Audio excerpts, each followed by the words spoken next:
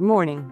It's Monday morning in Israel, just before Christmas and Hanukkah, and I'm delighted that Yaakov Katz is available today to speak with us about the leadership of Benjamin Netanyahu. Yaakov wrote a really superb piece in the Jewish Chronicle that was published on Friday. You'll find it in the podcast notes. And he gets into what he calls the nuance of Benjamin Netanyahu's skill as a leader. It's a fantastic piece. It really makes you think hard. And Yaakov has come today to discuss that. And of course, we're going to get into so much more. I'm Vivian Berkovich, former Canadian ambassador to Israel, and now looking up at the blue sky and hoping that tomorrow brings better news about the hostages and the suffering of Israelis and Palestinians and Syrians.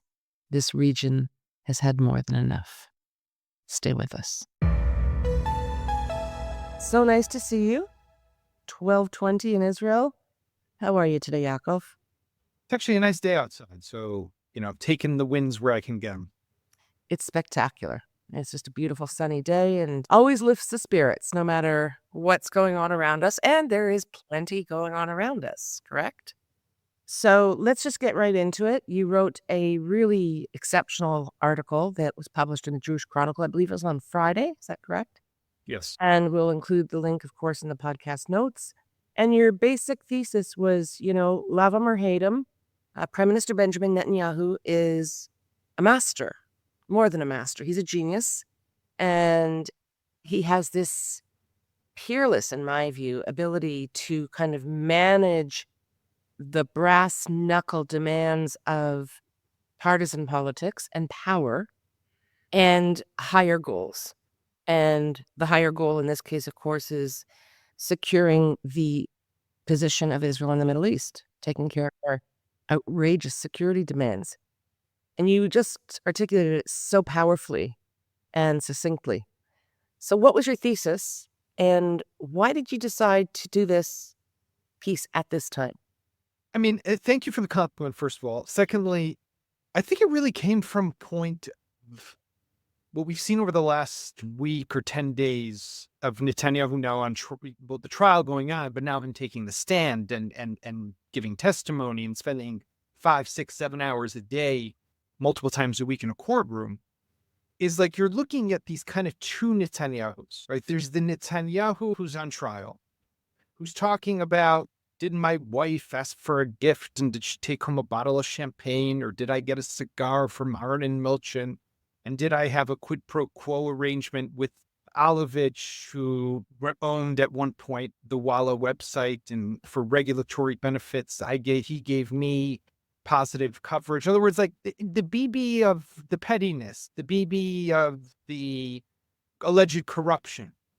And I compound that with the big expose that was on the Israeli version of 60 Minutes called Uvda just last week, with all his WhatsApp messages between his wife Sarah and somebody who used to be the director of his office in the Likud party, where basically they were all coordinating and managing what has been called the poison machine of how to just attack the attorney general and do a protest against a bereaved family or whatever it is. Oh, no holds barred. In other words, these people did everything. That's one BB. But there is another BB. And it's a BB who has, I don't want to say single-handedly, because it's not single-handedly, but I think he does deserve a ton of the credit, has changed the Middle East, has re-engineered the region, has decimated Hezbollah, has decimated Hamas, has exposed and weakened Iran in a way never seen before, has all of that led to the downfall of Bashar al-Assad. This is something that we can't just ignore. And even with our criticism of him, and there's plenty,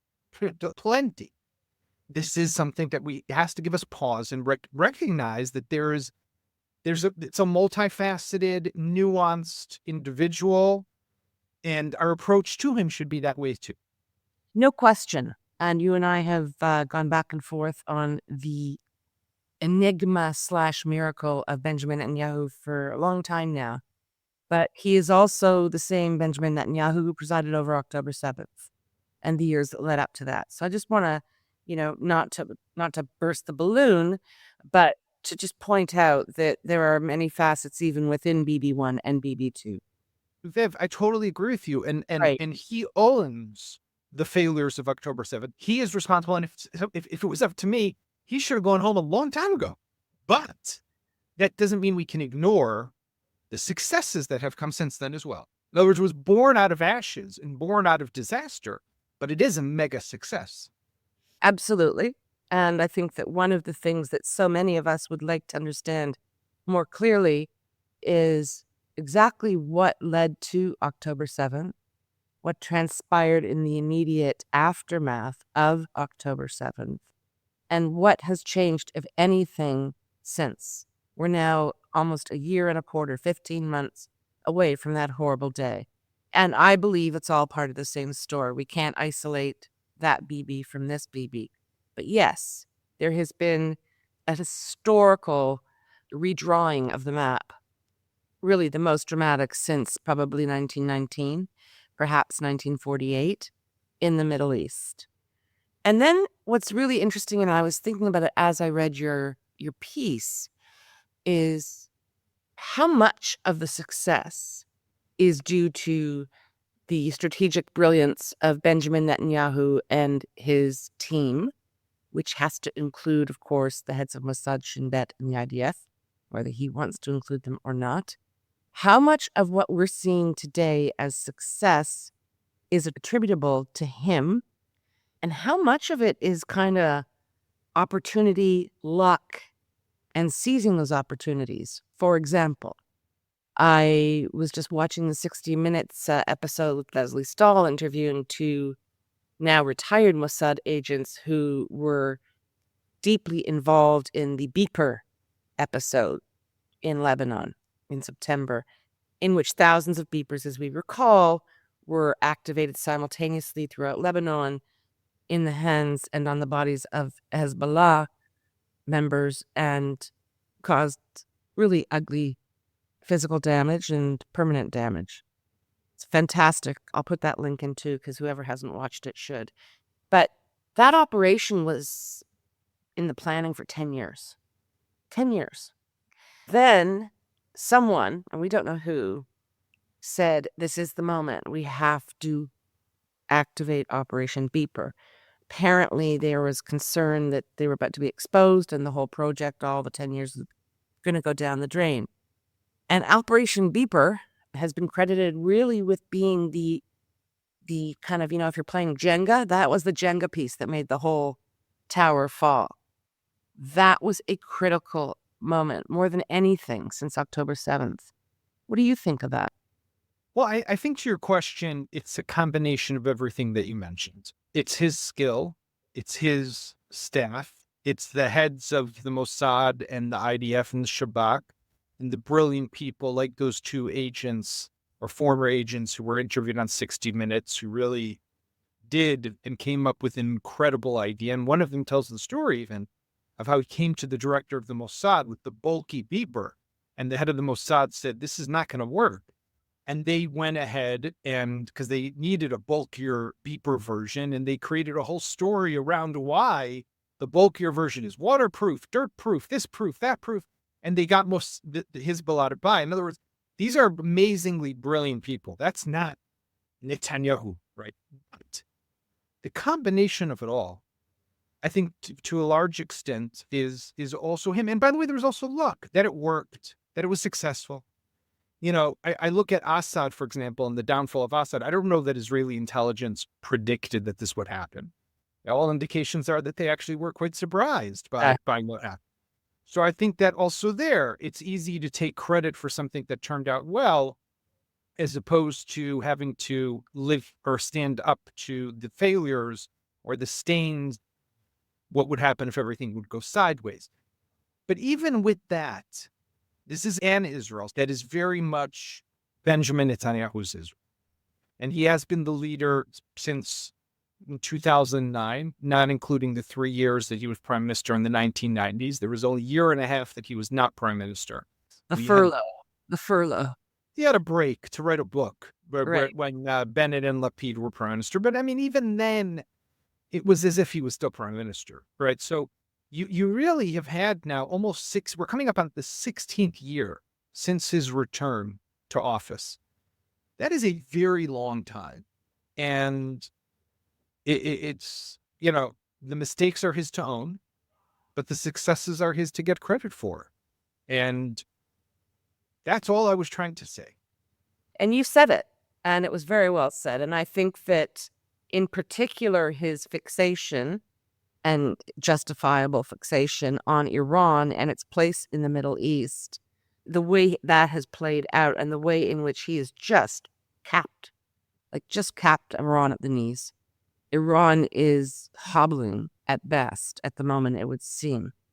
Their land bridge to resupply Hezbollah through Syria has been cut off.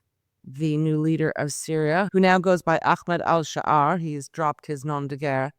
He has made it clear that he will not allow Iran to use Syria as a land supply route for Hezbollah. So the next challenge, I suppose, for Benjamin Netanyahu, or one of the next challenges, is how to deal with Iran and its plans to basically fly over Syrian airspace, one would assume, and into Beirut in order to resupply Hezbollah. But never a shortage of challenges in this part of the world, right? I want to add one other thing, and obviously there's going to still a lot of challenges that come ahead, but there's something to, there's the big question when it comes to Netanyahu. Is everything now angled at him staying in power? And it's all about how can he remain the prime minister, and it's all about political survival.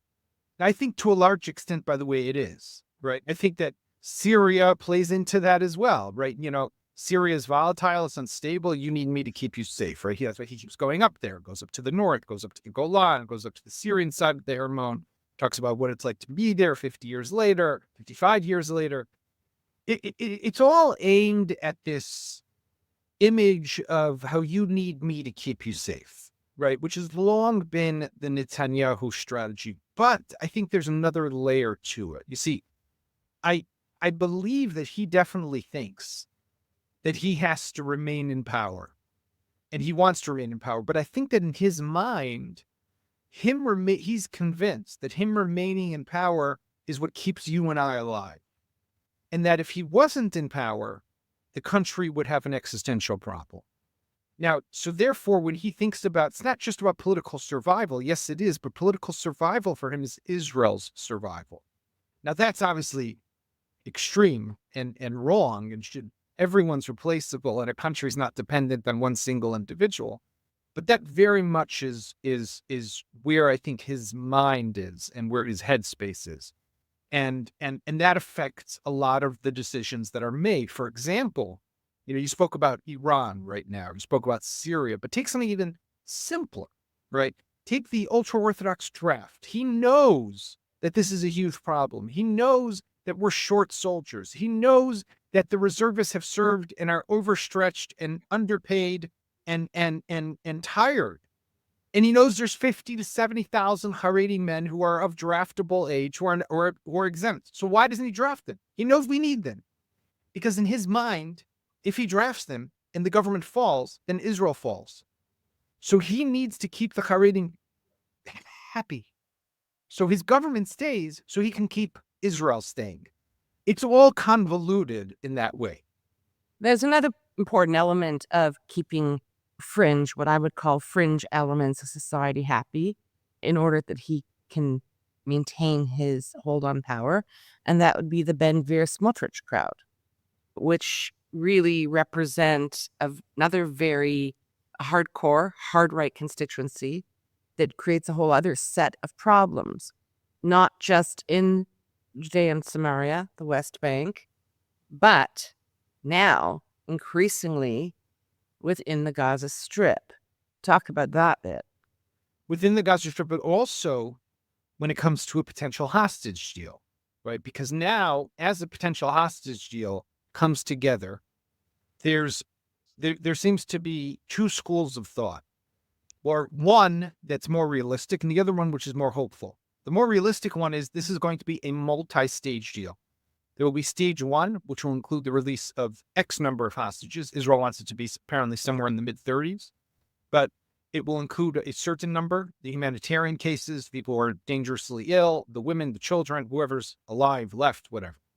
But the men, and the definitely younger men, are going to be left, unfortunately, for the second stage. Now, there is a big push right now by the hostages forum and a lot of other people that Israel should not agree to that, that it should demand one deal. Now, why would Israel not agree to one deal? Israel might want one deal. Hamas seems to not want one deal. But the reason that Hamas doesn't want one deal or one entire package is because then it loses the leverage. Israel will get everyone in, and then it could restart the war. Now, if Israel gets only part back and then restarts the war, there's still a group that remains in Gaza. And this is exactly where the hostages, some of the families are concerned, is that Netanyahu will go for the first part, agree to a temporary ceasefire, but then under pressure from Ben-Gvir and Smotrich, as you mentioned, he's going to have to go back into Gaza, and that will not allow for the release of the second batch of hostages. So I was going to get to the hostages, but I wanted to go back to some fundamentals first. But now that you've raised the hostages, I have to throw in a few little tidbits.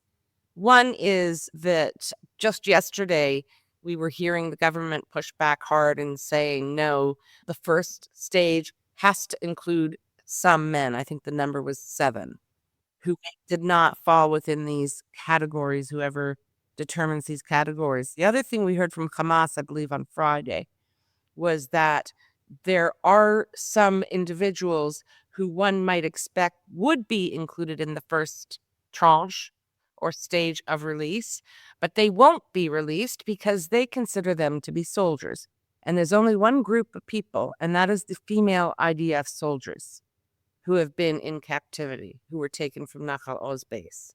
So there's a lot of murkiness around this, but there's another aspect of the struggle over, or the conflict within Israel over, who should be released. Should it be one stage or two stages? And then there's the Smotrich Ben-Gvir approach, which is no stages, actually. We think that we should remain in Gaza forever. Yes. We think that it is a priority that we resettle they're still so smarting over having been forcibly removed from what we call the Gush Katif settlements that were in the Gaza Strip, and there were several thousand Israelis who were, some physically, forcefully removed from their homes. The graves of dead Jews were, the bodies were exhumed and reburied in Israel. It was a very, very dramatic and difficult period in this country from 2004 to 2005, preceding the unilateral withdrawal of Israel from Gaza that was decided upon by the government of then Prime Minister Ariel Sharon. But today, and we know that the extreme right in this country, part of why they hate the judiciary and are so motivated to push judicial reform is because they feel that the Israeli Supreme Court was their enemy in that time in ordering that the settlements be dismantled and removed. And they want to take back the night. And they've said publicly and repeatedly that the hostages are not a priority. Resettling the Gaza Strip is. That's what Benjamin Netanyahu is really grappling with, not the one tranche, two tranche thing. You are right on the layers of it. Yes, the top layer is the bigger master vision of what's going to happen. In practice, it's impacting the hostage deal. So I maybe jumped too quickly to the end. But there is a clash of what is going to happen in Gaza, right? Now, I bet you if we were to get Bibi on this podcast and we were to say to him, no one's listening, just tell us, what do you want to resettle Gaza? He would probably say no. I'm pretty damn sure he would, right? Yeah, he don't want to go back into the Gaza Strip. But he is dealing with a government where two of his strategic partners in that government, Ben-Gvir and Smotrich, are bent on returning to the Gaza Strip. They want the war to continue. They want, for a number of reasons. They want to prevent Hamas from rebuilding. They want to continue to eliminate its capabilities and degrade it, but they also want to deny ever the possibility of a Palestinian state. And there's no better way to do that than to continue war, to continue a conflict, even if you don't need to have that conflict continue. Now, it's impacting Israeli strategic policy because we still don't know. Do you know, like, what's happening? How does this war ever end? Or does it not ever end? Does it continue in the forever war? Wasn't that what Biden called the war in Afghanistan, the forever war, right? Which took America a long time to finally end. And when it finally did end, it ended in a massive, colossal disaster, which, by the way, could be where we're headed as well if we don't figure out a way to fill that void and vacuum in Gaza. But it's also impacting, and this is just more urgently and existentially right now, it's impacting the hostages and whatever type of deal is made possible. So again, Netanyahu is playing the politics of it, and he's trying to get the best deal that's possible or the best option that's possible within those limitations, right? Now, you or I, if we were asked, I think I could speak for you, if we had the opportunity. I would never be so presumptuous, but carry on. I'm going to try. I'll go out on a limb. If we had the option to make a deal to end the war, whatever number of Palestinian prisoners that's, make logical, make sense, get back all the hostages, and it means the end of the war, you and I would take that deal at this point, right? Bibi can't because of the politics of it. But he won't say that I can't because of the politics of it. So it'll be massaged. He'll do deal stage 1. And then stage 2, when it collapses, we have to go back in. Well, it's because Hamas is rebuilding itself. We have to go back and act, and then it'll fall apart on its own. You see, and this is where I have a really big problem personally with the disjunctiveness between this man, this Bibi Netanyahu, whose being is so deeply entwined, intermeshed with the state of Israel's security. And if that's true, then you have to understand the mentality and the concerns of the nation, but who is prepared to trade off the lives of these hostages who have become icons, in my view, for the national resilience, will, unity, mamlachtit, right? It's a word in Hebrew that it's like this glue that holds us together. They've become so important. There's no good translation. It means basically putting the state first. The state, in this state, is the people. And that's a very important disconnect as I see it.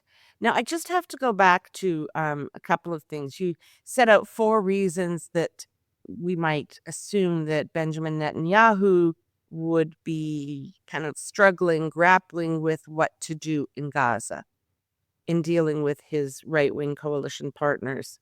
But I believe that there's a 4th reason, and I do believe that that is this. They are, and I said this earlier, determined to bring what they call the elitist, leftist sort of, mafia of old Ashkenaz interests that control this country. They are determined to bring them to heel. And that is what that wing of this government prizes. That's what lies behind the judicial reform. So you're just going to have to give me that one. You got 3, I get that one. But here's something. I agree with you to some extent. I mean, to some extent, it's always a qualifier. No, because you put in a lot there. Yes, they want to change the balance of power. They want to do that to solidify their power base. They want to be able to do what they want to do without having checks and balances, right? I don't know that it's necessarily, Mizrahi, Ashkenazi. I don't know if it's necessarily right, left. It's more we want full control. We want full authority. And there was a couple of years ago, Miri Regev, who's the transportation minister, had this comment, which blew my mind at the time, but it's so telling. It was when they changed the public broadcaster. We used to have the BBC, and then they made the new BBC. And now called Khan. And when they did this and they were passing the law for Khan, which now they want to shut it down now. Miri Regev reportedly said in the cabinet meeting, where does it make sense that we fund and establish a broadcaster, but we don't control it? In other words, in their minds, it's all about control. It's all about, so if I have a court that I don't control, what does that mean? I have an attorney general who has independence. Why? I have a state's attorney who can do what they want, and why? No, I'm in control. And that's what it's really about here. And that's what's also scary, because we know what happens when these governments get too much control. We have become a true Levantine country, sort of starting to lean towards a different form of government, one that might not resemble the liberal democracies that we come from. But you have to sort of throw this in, because there are a number of ways in which Bibi and my favorite Prime Minister, Justin Trudeau of Canada, are similar. I think that their intellects, there's a huge delta between their intellectual capability, or separating it, but they both understand power and holding on to power. And apropos your comment about controlling the public broadcaster, that's exactly what the government of Canada has been doing. And man, oh man, is it blowing back on them. But I agree with your comment that you made initially that this isn't about right-left, and I think we've established that over many months. I don't say it's a right-left, but that is the divisive and really intentionally inflammatory language used by this government to stoke, this idea that, these elites, these leftist anarchists in Tel Aviv. In the meantime, it's like everybody, including, as we've said many times, the former heads of Shabak and the Mossad and the governors of the Bank of Israel. And I mean, these aren't a bunch of, flakes. There's really not just the establishment, but I think that there's been poll after poll demonstrating that the people in this country who work and serve are not pleased with the fact that the hostages remain in captivity and the reasons for that. And I want to go back as well now, because it's just too delicious not to. You sort of, were musing, well, what if we had Benjamin Netanyahu on this show? And we asked him, do you think that we should be occupying Gaza, that we should remain there permanently? And you stated with confidence that he would likely say absolutely not. There would be a long but after that. But I want our listeners to understand how completely impossible that little sort of whimsical thought is, because Benjamin Netanyahu does not meet with domestic media. He does not submit to those kinds of questions. So I'm going to just bear with me and lay out a bit of a tableau, and then you can take it away. The night before Benjamin Netanyahu was to appear for the first day of his trial testimony, and these are onerous days. These are, I think, 6 hours. I know from my experience as a litigation lawyer that, they used to say for every hour in court, you've got 10 hours of prep. That might be a little exaggerated, but it's tough going, and it takes a lot of time for him too. And he was slated, and the judges said, no, we're not. They refused his request to not testify 3 days a week and to make that a little less onerous. The judges said, sorry, dude, we're going ahead. Okay, so the Prime Minister of Israel, in a country that is engaged in these insane multi-front conflicts and then diplomatic conflicts and everything else, he's going to be on the stand. The night before he's going on the stand, he holds a press conference. It's the first press conference in about 100 days that he has held with the domestic Israeli media.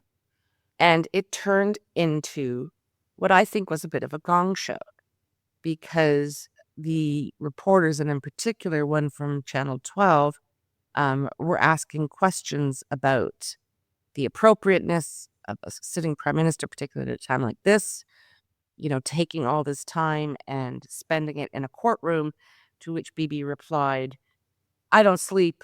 I don't do anything. I don't have a life. This is all I do. And he might as well have added, and I'm probably the most brilliant person in this room and anywhere by far.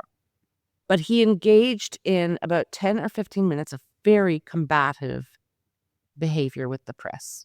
Told them, all you guys do is lie, fake news, you've been out to get me, you support, this kind of elitist judicial putsch to retain control of the country. He went on a tear. And you and I both know that in the ensuing days, I mean, he threw so much red meat at the hungry lions in the Israeli media, and they dined out on that. Park that. Just in the last week, we see, who does Benjamin Netanyahu go to share his thoughts about what's going on in Israel, how brilliant he has been, and look at what he's accomplished?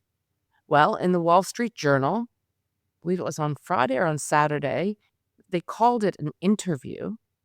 I read it. I'm sure you did as well. Struck me as being anything but an interview and read more like a communications document issued by the Prime Minister's office.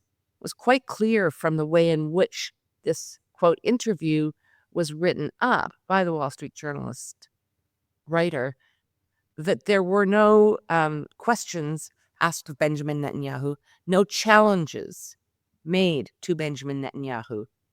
Right from the beginning, the reporter says, Benjamin Netanyahu says hello, and then he kind of went off in what I assume was a 10-minute speech, and that was published, skillfully written up to provide context to make it seem as if maybe it really was an interview. But this is how the Prime Minister of Israel communicates. He communicates with America. He communicates externally, not domestically. So assuming you agree with absolutely everything I just laid out, talk to us about how he deals with the press and doesn't, and why. First of all, I'll just say that I think you could get him on the podcast, but you'd have to praise and extol and give admiration and adulation all the time, very similar to what was done in the Wall Street Journal by Elliot Kaufman, the writer of that piece, right? I mean, what Elliot did was basically give Netanyahu the ability to just say whatever he wanted. There was no challenge. There was no question. There was no word of criticism. That's not how an interview is ever done. It was basically a Netanyahu op-ed explaining how he didn't know he had been woken up. He was informed by the IDF. It's part of that whole version that he has long been trying to tell. He was a victim to, maybe you can hint it was a conspiracy by people in the army and elsewhere who wanted to bring him down. But anyhow, no one told him that this was what Hamas was planning. And maybe had they woken him up and told him, he would have done something and he could have saved the day. Totally ignoring the fact that for 15 years he had been the prime minister and that everything that happened was a result of policies that he was the one who had implemented, enacted, and strategy. But Netanyahu's whole media strategy is all about how to avoid anything that is difficult and anything that requires a challenge by a journalist. And for that reason, he doesn't give interviews, definitely not to local Israeli journalists. He rarely gives press conferences. When he does speak, it's usually only to Channel 14 or to journalists like Elliot Kaufman from the Wall Street Journal, right? That would be the proper and appropriate venue because it's, someone who he knows can and will write basically what he wants them to. I mean, that's just not how things should be done, right? Not to mention the fact I think the Israeli people suffer as a result because we don't get answers to questions. We don't know what the strategy is. There's no one who's actually challenging the thinking that's going on within the government.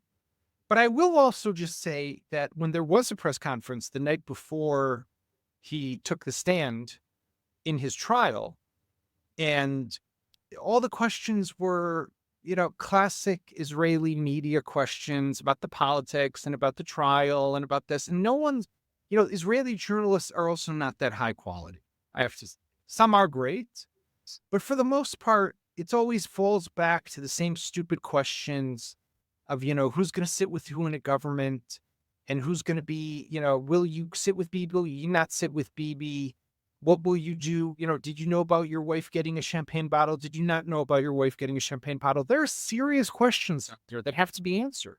And nobody's challenging that. So even when he does do a press conference, the media, for the most part, is asking really stupid things.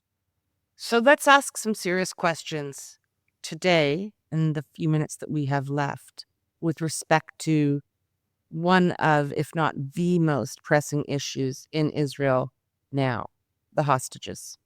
They're dying. I believe it's 96, the number I read this morning, that remains. And they're not going to be able to survive this continued captivity. There is serious concern as to whether or not Hamas even knows who is held, where, by whom, Who's what they're alive, who's dead. exactly what they're, as Hamas reportedly said on Friday, we need a week. We need a pause of a week in order to locate all of the hostages and assess their condition, which sounds to me like a euphemism to sort of do the dead and alive tally. It's extraordinary that we are in this place. I know we all agree on that. It's extraordinary that after all this time, we have not been able to negotiate their release. We don't even have their names. And then there again is that thing that happens every time Israel negotiates with terrorist entities. We might get back 30 people, 40 people who are alive, 50, God willing. And for every one of our hostages, dead and alive, they get multiples. Close out on why this insanity continues. It continues because we are facing a vicious enemy. I mean, that's the truth, right? It continues because we're facing an enemy that doesn't care about people's lives, that doesn't care about their fate and their future, and in the worst way possible, abuses these people, abuses an entire nation with them. That's the basic level. Now, throw into the mix a war started with a colossal disaster that was hard to walk away from. And the politics that come into how do I, yes, still survive this? And you have a recipe for not a potentially good outcome. There's so many other interests that are at play here. There's Hamas's long-term interests. There's Netanyahu's interests. There's Ben-Gvir Smotrich's interests, as you mentioned before. There are the other regional players who are involved, whether it's the Qataris or the Egyptians or the Turks. There's a lot of cooks in this kitchen that need to be all brought on board. And sometimes this can be advantages and sometimes it can be in disadvantage. We're in the twilight of one administration, another one taking office in America. That can be good because the whip of Trump could resonate right now, but could also be bad because Biden is weak and is perceived as weak. So doesn't really have leverage over Hamas or its patrons. This is why this continues. And I hope that this is something that really can lead to a deal of some sort. But here it's going to come down to, again, the tough decision that will have to be made. If it can't be done in one group, one batch, do we take the two batch or do we not? And I could hear arguments in both ways, but one second, you want to tell me you can save this number of people and you're going to say no because you want to get them all? I think we know what the answer will be. I get all of the realpolitik concerns and the hard-edged, strategic trade-offs. But I'm going to close out just sharing a very brief vignette. I went for the first time on Saturday night to the hostage support rally in Kiryat Gat, which is about a half hour from where I now live in Sha'ar Negev. Kiryat Gat is where the survivors of Kibbutz Be'eri and Kibbutz Nir Oz have been living since October 7th. And it had a very, very different atmosphere from any of the others I've been to, and I've been to them all over Israel. You felt like you were in a kibbutz. You could feel that everyone knew one another. You could feel their agony. My heart literally, physically hurt. And among the speakers that night was Avital Dekelchen, beautiful young mother in her early 30s, who 1 month after her husband Sagi was taken hostage, gave birth to their third daughter. It is believed that Sagi Dekelchen, who is an American citizen, is alive. And there have been murmurings from Hamas that, we have 7 Americans, 3 are alive, 4 obviously are not. And there's speculation that Eden Alexander, the soldier, is, because we had recent proof of life in a video, that he's alive. There is hope that the other 2 are Keith Siegel and Sagi Dekel. I would say to Prime Minister Benjamin Netanyahu, come with me to Kiryat Gat on Saturday night, and you tell them why they should be released in 2 stages, because those people are sitting and waiting, and you have to account to them before Ben-Gvir and Smotrich.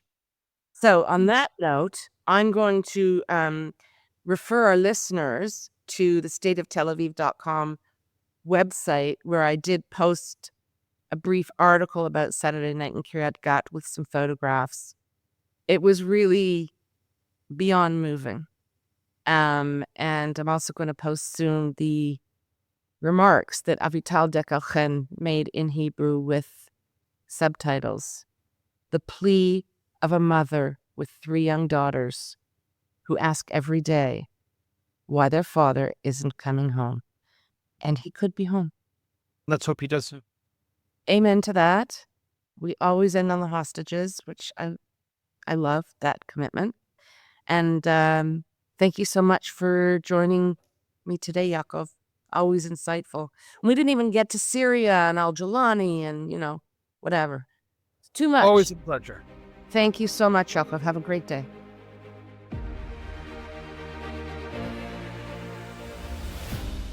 It was wonderful speaking with Yaakov Katz after, I think it's been 2 weeks. I always wonder in between our discussions what's going on, what he's saying. And fortunately, I get glimpses into his thought process when he writes these fantastic pieces in various publications. Thank you so much for being here. We're working hard to broaden our base and get what I think is really responsible and important commentary and discussion about Israel to a broader audience. This discussion will also be released on the State of Tel Aviv site as a podcast. And you know what to do. Subscribe, the works.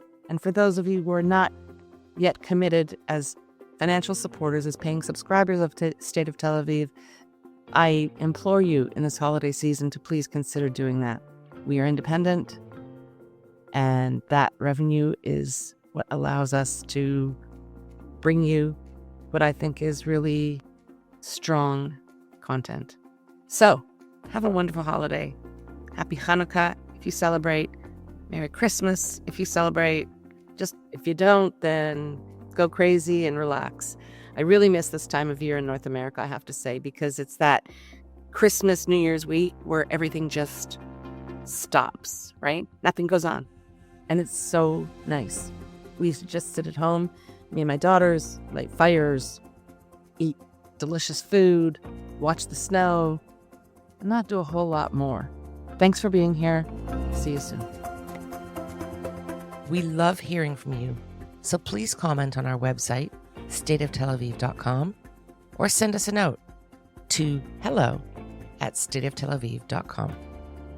On behalf of the State of Tel Aviv core team, Yon Zabo, our creative, graphic, visual, and marketing man, Amir White, producer and editor extraordinaire, sound guy, who is also impressively patient with me and my boomer tech deficiencies, and our social media manager, who pitches in on everything, Maya Naftali. Thanks to the team. Thanks to you for being here. We'll be back soon.